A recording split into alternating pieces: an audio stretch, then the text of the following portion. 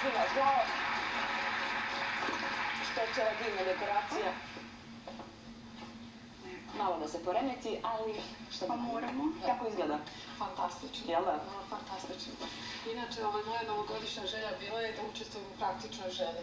Da, pošto svaki dan kada dođem premora s posla, uvek uključim, gledam praktičnu želju sa mojom porodicom i kad sam pošla, naravno, moja porodica me ispratila i tako da sam ponosna što sam danas ovde kod vas. Stvarno to nisam ne znala. Dakle, prvi put sada izgledala.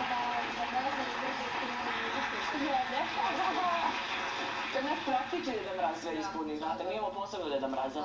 I smatram da je Nataša zaista pomerila, da kažem, poslovnu kulturu i inače pomerila se mnogih granica što se medija tiče. Ovo je jedna divna emisija za sve porodične žene. Eto.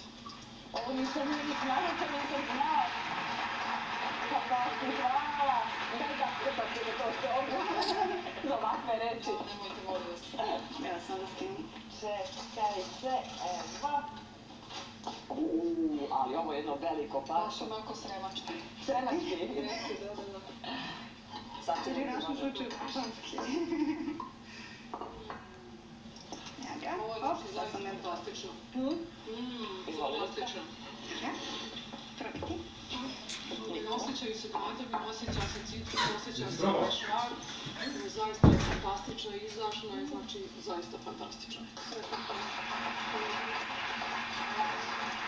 Nego da pitam u djecu, kakav je kafe torta mamina? Super. Ili jeste koji uvek? Da. Nikola? Isto. Pa ne, ja moram da probam onda ovu tortu. Čemo svi zajedno. Ajmo. Za kraj Oliverine čarolije, mi smo na kraju pitali ime. Biljana Filipović, moja baza. Biljana Filipović sa nama. I Emilija, i Olivera, i Nikola, i ova sjajna torta.